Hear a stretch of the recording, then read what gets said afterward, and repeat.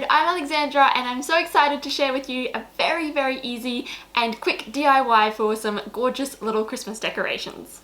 So this DIY is fantastic because it's a great scrap buster and it's also something that's really simple or as difficult as you want it to be.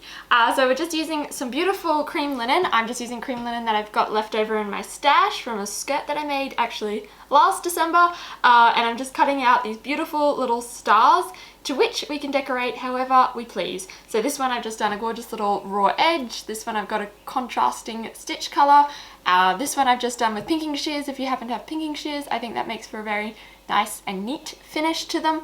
But I've also got some beautiful beads, just some clear glass beads, as well as some red and green beads, just to be a bit more classic. And I've also got some cotton tape here, which I can use to sew to the tip of the star so that they can hang however I please. This is 6mm, so 1/4 inch wide, so I'm just going to use these as the ties for the stars. But if you don't want to hide cotton tape, any leftover ribbons that you might have in your stash would also be perfect, of course. And if you don't happen to have any leftover white linen lying around, I also think that white calico would also be a great option, and hopefully something that you might also already have in your stash. Just anything that gives like a really classic fresh sort of look is what I was going for with this decoration. But of course you can use any coloured fabric that you like, as brightly coloured, as floral as you please. And additionally, I have made these ones and they haven't got any interfacing, but I think I'm going to put some interfacing in the stars just so they've got a little bit more body to them. They're fine as they are, but seeing as I do have a scrap of it lying around, I thought why not, I'll just cut a bit of that out to go with to iron into the inside of the star so it's a little bit stiffer. I also think that these little decorations are great as gifts for friends because they are nice and easy to make, and you can make quite a lot of them, and they're great for maybe work colleagues or friends at school and whatnot, because they are really cute. And of course something handmade is always to be treasured and to be loved, I hope. So first up, we are going to cut the ties, because when I made these last time, I completely forgot that I needed to cut the ties, so I'm going to do that first this time. So just using my measuring tape, I'm going to measure out about 18 centimeters. Of course, if you want longer and shorter, just sort of test out what feels good or looks good to you. So I'm just going to cut the first one on the tape measure. So then after that, I can just use that first one as a base and go ahead and cut the rest out. So some of these I'm going to stitch in as a loop, so stitch it in like that. But then I'm also thinking that I'm going to make some and stitch it in with the fold at the tip and then have the ends free so that I can tie it as a bow, and then that way I can sort of adjust the length of the tie as I need them. So for those ones, I'm probably going to cut them out quite a bit longer so that I have got enough for a bow. So for this one, I've cut that at 60 centimeters long, so I'll stitch it with the fold into the star and then the ends free so that I can tie a pretty little bow onto whatever I want to tie this onto. So firstly, we're going to start by cutting out our star template from the paper. Make sure, and this is the only reason why I'm telling you to do this, of course making sure when you cut out on paper to always use paper scissors and do not use your fabric scissors. I just logged onto Google Images and googled star line drawing, and I just pictured the first one that came. Of course you can just pick whichever style of star takes your fancy, and then I just copied the image into a Word document and popped a couple onto each page so that I've got a few templates just to make cutting out hopefully a little bit faster and easier. So I've just given my linen a really lovely press just to try and get as many creases as you can with linen. It's not always perfect, but that's okay. And then I'm just going to fold part of the fabric on top of each other so that I've got 2 layers, because each star is going to have 2 layers of fabric sewn together. So from there, I can then take my pattern for my stars and just try to lay them out as, I suppose, economically as possible. Might just fold it a little bit wider there just so I can fit at least 2. So just use a couple of pins to keep the stars in place while you cut around them. If you have a rotary cutter and mat, that might be a fair bit easier, but of course the old-fashioned way with scissors is totally fine too.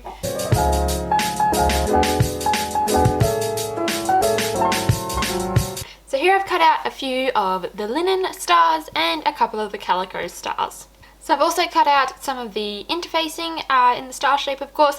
The important thing with the interfacing though is to make sure that your interfacing is at least a centimetre smaller than the fabric stars, just so you don't want any of that interfacing melting onto your ironing board cover as you iron it onto the fabric, and you certainly don't want any of it poking out from the edges of the stars as well. So to trim these down to size, all I'm going to do is fold the star like that in half, and then I'm just going to do it by eye and just cut around each edge, but cutting them together just to try and keep some symmetry, I suppose.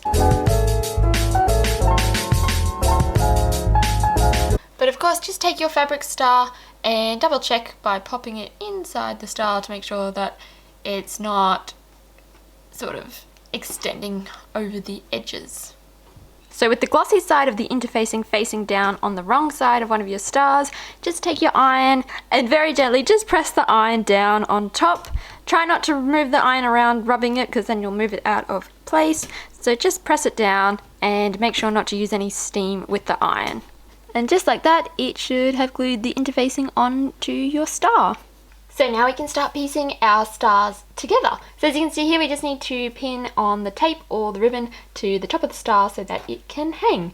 So taking the tape, just fold it in half and place one end on top of the other end, and then we're going to place it into the tip of the star, and you want to place it down in there at least 1.5 centimeters, probably about 2 centimeters down into the star, and then just take a little pin and pinning through all of the layers. So we're going to have 2 layers of fabric, the interfacing and the 2 layers of the loop there. Just pin it in place. So as you can see, we've got one piece of the star and then the piece of the star with the interfacing glued on, and then the loop also pinned into that layer.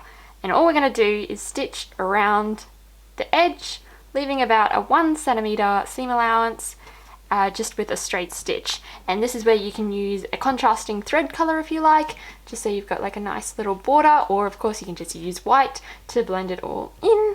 Now for this tie, which is the one that we're going to use to make a big bow at the top, so just take your ribbon or tape, folding it in half, and instead of pinning in the ends, we're going to pin in the folded edge. So just sort of fold it like so. So then taking your star, we're just going to pop it in again at least 1.5 centimeters to 2 centimeters into the tip of the star, and use a little pin to secure through all of the layers. And we're going to stitch then all the way around that. So as you can see, I haven't pinned any of the other edges, I've just got the pins in where the loop is. This fabric should be pretty good at sort of gripping itself, that it doesn't need pins. If you feel more comfortable with pins, of course you can pin the pieces together in place, but it is easier as you sew to not have pins trying to go around all of these sharp corners. So when it comes to sewing the star, be sure to take the pin out before you put it in under the sewing machine. That loop should stay in place if you just pop your finger on it.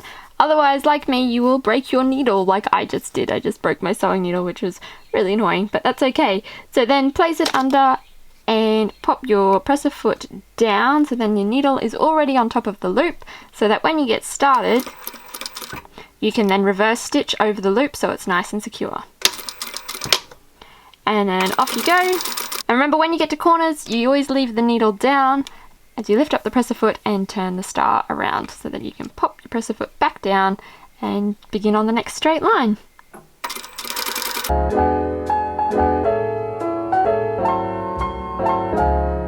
So now that when you come to the end, you're going to be stitching over the ribbon again. So stitch all the way to the tip and then reverse back. Nice and secure.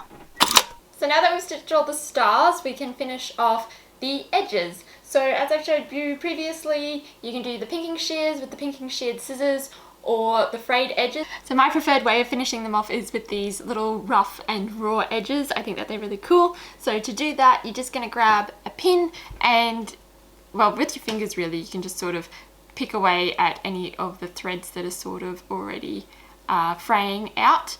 But otherwise you can use the pin to sort of help to pick those threads.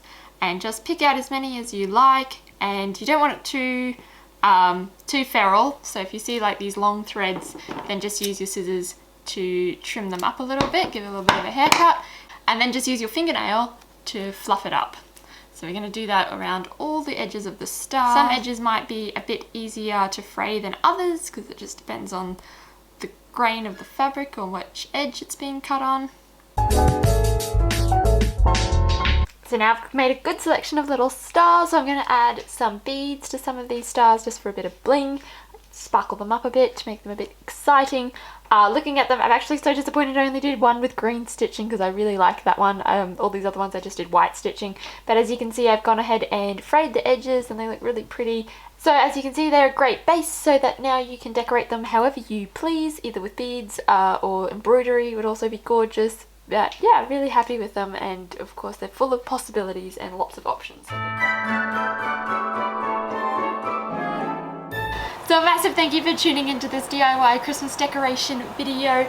If you like it, please be sure to leave it a thumbs up and subscribe to the Rivale Road YouTube channel for more sewing and DIY tutorials. Thank you, and of course best wishes on all your sewing adventures. Bye bye!